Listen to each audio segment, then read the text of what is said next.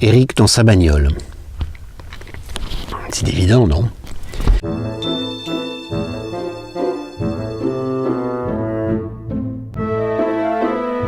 Pour ce premier épisode de cette chaîne, je vais commencer avec le commencement. Marc, c'est le premier évangile à avoir été écrit. On estime qu'il a été écrit à peu près dans les années 60-70. Et je vais commencer avec le premier verset. Commencement de la bonne nouvelle de Jésus-Christ, Fils de Dieu. Commencement de la bonne nouvelle de Jésus-Christ, Fils de Dieu. Et moi, ce qui m'intéresse, c'est le premier mot de ce premier verset, de ce premier évangile. Commencement. Arché en grec. Arché, le premier mot du premier évangile. Ça veut dire commencement, mais ça veut dire plus que ça, ça veut dire autre que ça. Si vous pensez au mot archétype, archétype ça vient de arché. Arché c'est l'essence, c'est le principe gouverneur. C'est pas juste, voilà, allez, on a commencé, on a débuté, c'est le début du match. C'est pas ça. C'est l'archétype, c'est l'essence même de ce qui va suivre, en l'occurrence du message. C'est-à-dire qu'on ne commence pas avec quelque chose de vague, on ne commence pas avec demain. Tiens, je vais te dire une bonne nouvelle. Dans 2 semaines ou dans 3 semaines ou quand tu seras crevé, ça sera une bonne nouvelle. Ouais. Elle est géniale comme bonne nouvelle, mais bon, elle ne m'intéresse pas tant que ça. La bonne nouvelle, elle commence avec le commencement, avec l'arché, avec le principe, avec la pierre d'angle. Elle commence maintenant.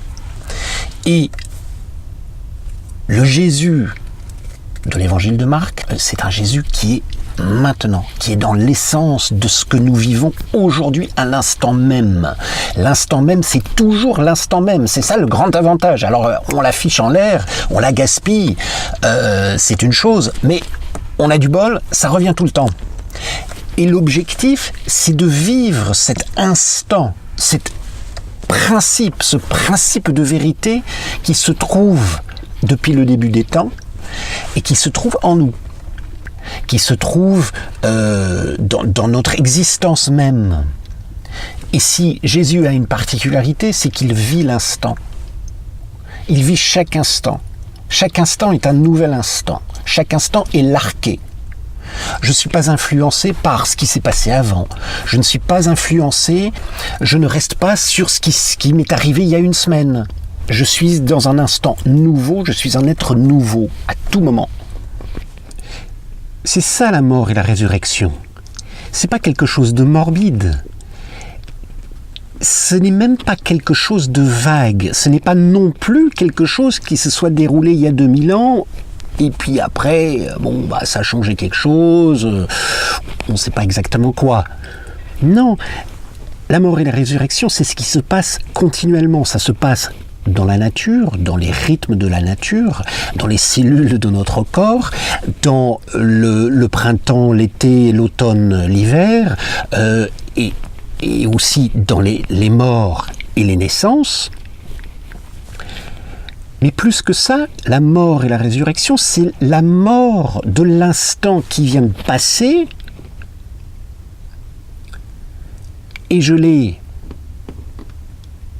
bien vécu, entièrement vécu,